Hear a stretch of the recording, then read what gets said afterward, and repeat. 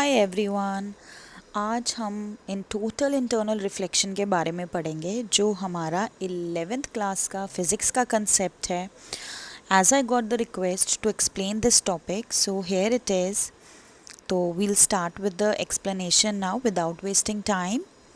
तो सबसे पहले अगर हम टोटल इंटरनल रिफ्लेक्शन के बारे में बात करेंगे तो आपको रिफ्लेक्शन के बारे में पता होना चाहिए। तो हम सिंस 8th क्लास पढ़ते हुए आ रहे हैं कि जो हमारा रिफ्लेक्शन का प्रोसेस है वो क्या है, कि जो लाइट है वो बाउंस बैक करती है completely inside a material medium, right. कि एक तो होती है बेटा लाइट आ रही है एयर में से, ठीक है। There are two mediums, rarer media जो कि बहुत लाइट मीडियम होता है, और एक होता है डेंसर मीडिया जो कि हमारा कैसा मीडिया रहेगा, हैवी मीडिया। ठीक है बेटा, स्क्रीन पे I am writing also, so first you listen my explanation, then I will come to my writing part also, fine. So अगर हम coming back to the reflection, तो अगर मेरी लाइट आ रही है किसी सोर्स से, तो जहाँ से लाइट आ रही है उसको तो हम इंसिडेंट रे बोलेंगे। तो इंसिडेंट रे कई बार क्या होती है, अगर कोई लाइट आ रही है, अगर वो एब्जॉर्ब हो रही है तो उसको तो हम बोलेंगे रिफ्रैक्टेड रे। बट अगर मेरी लाइट आ रही है, मेरा वापस से वो बाउंस बैक हो रही है, एब्जॉर्ब होने की बजाय वो क्या आ रही है और जा रही है, तो बाउंसिंग बैक हो रही है लाइट की, तो उसको हम कैसा प्रोसेस बोलेंगे, reflection. So coming to the topic now, as we can see that TIR क्या है, it is when light bounces back completely inside a material medium. बेटा मटीरियल मीडियम आपका कोई भी हो सकता है, वाटर हो सकता है या फिर ग्लास हो सकता है, ठीक है। वाटर, ग्लास हो गया, ये थोड़ा डेंसर मीडियम होता है। अभी मैंने आपको बताया है 2 मीडिया होते हैं, ठीक है। अब वो क्या करेगा, लाइट जो है पास नहीं होएगी, वो बस बाउंस बैक चली जाएगी। जैसे टेनिस बॉल अगर हम आप ठप्पा मारते हैं तो जैसे ही ये वो सरफेस को स्ट्राइक करती है वो सामने की तरफ वापस से चली जाती है ना, तो likewise it is with our reflected ray. अब टोटल इंटरनल रिफ्लेक्शन अच्छे से कब समझ आएगा, आपको पूरी वीडियो पूरी देखनी है, do not skip any part of this video, तभी आपको एक कंसेप्ट समझ आएगा। सो 2 कंडीशंस होती हैं हमारी जो कि हमें मीट करना पड़ेगा। पहला तो, अब कई बार मोस्टली हम बात करते हैं light travelling from the rare to denser medium, but यहाँ पे ऑपोजिट है कि हमने 2 कंडीशंस देखनी है। पहला कंडीशन जो सबसे इम्पॉर्टेंट कंडीशन है कि जो लाइट है वो डेंसर मीडियम से रेयरर मीडियम में ट्रैवल करेगी। कैसे ट्रैवल करेगी, डेंसर मीडियम से रेयरर मीडियम में, और हमारा जो एंगल ऑफ इंसिडेंट है वो इतना बड़ा होना चाहिए, angle of incident should be large enough कि लाइट जो है वो आ तो रही है, स्ट्राइक तो कर रही है इंसिडेंट रे सरफेस पे, बट एक इतने बिग एंगल पे कि वो इंस्टेड ऑफ एब्जॉर्प्शन या रिफ्रैक्शन प्रोसेस शो करने के बजाय वो रिफ्लेक्ट करे। तो ये हम TIR का प्रोसेस क्रिटिकल एंगल को ध्यान में रखते हुए समझेंगे, ठीक है। तो एंगल ऑफ इंसिडेंस हमारा हमेशा क्रिटिकल एंगल से ज़्यादा होना चाहिए। अगर मेरा मान लेते हैं, अगर मेरा angle of incidence critical angle जितना है या उससे कम है, तो मेरी लाइट क्या है, रिफ्लेक्ट नहीं करेगी। बट जैसे ही हमारा angle of incidence exceed out करता है एंगल ऑफ क्रिटिकल एंगल से, तो उसको हम क्या बोलेंगे कि another, this is the condition कि मेरी लाइट जो है वो रिफ्रैक्ट ना करके रिफ्लेक्ट करेगी, that is bouncing back of the light will be there. तो आप यहाँ पे देख सकते हैं, तो फर्स्ट 2 कंडीशंस जो हैं ये हमारी सबसे इंपॉर्टेंट कंडीशन है। थर्ड कंडीशन में भी मैंने आपको मेंशन कर दी है, which is our critical angle, right. I hope आपको यहाँ तक समझ आ गया होगा, ठीक है। तो अब अगर हम अपने क्रिटिकल एंगल के बारे में बात करें, तो I will be explaining it through the diagram also. पहले हम डेफिनेशन देख लेते हैं, ठीक है। तो हम यहाँ पे क्या कह रहे हैं कि जो हमारा क्रिटिकल एंगल है ये एक स्पेसिफिक एंगल है इंसिडेंस का। मान लो मेरी कोई लाइट आ रही है, मान लो 20 डिग्री पे आ रही है, तो मेरा, और मीडियम क्या है, डेंसर टू रेयरर मीडिया है।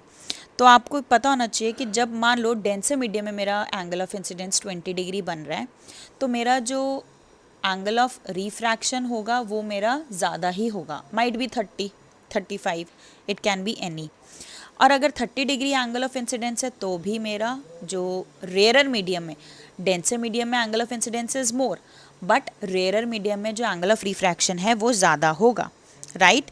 But now what we are saying here is specific angle of incidence at which the refracted ray travels along the boundary between the two mediums within the angle of refraction of 90 degree.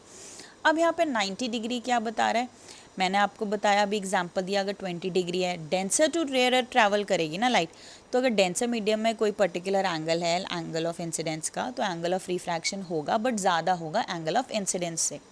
मान लेते हैं अगर angle 32 है, 32 नहीं तो 42 degree का angle ले लेते हैं, तो 42 डिग्री एंगल पे आप यहाँ पे डायग्राम में देख सकते हैं कि देखो पहले 20 डिग्री था, मैं आपको डायग्राम एक्सप्लेन ही कर देती हूँ। 20 डिग्री एंगल पे मेरी एक पर्टिकुलर एंगल ऑफ रिफ्रैक्शन पे मेरी जो लाइट है वो रिफ्रैक्ट करेगी। 30 डिग्री पे भी मेरा कोई एंगल ऑफ रिफ्रैक्शन था बट वो ज़्यादा होगा, ये आपको याद रखना। बट जैसे ही 42 डिग्री आया तो मेरी क्या हुई, बिल्कुल जो लाइट है जो रिफ्रैक्टेड रहे वो बिल्कुल 90 डिग्री पास ऑन हुई है।